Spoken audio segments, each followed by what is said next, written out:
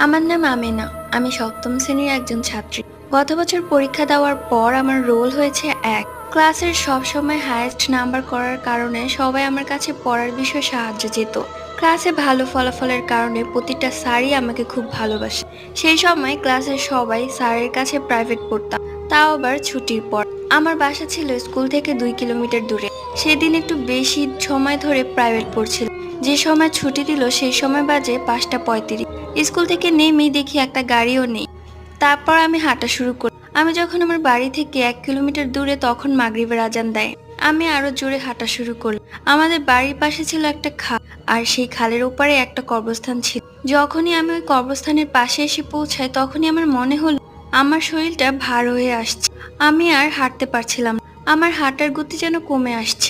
তখন আমি আয়াতুল কুরসি পড়া শুরু করি। তারপর থেকে শরীরের ভার কম হতে শুরু করলো। Bye bye.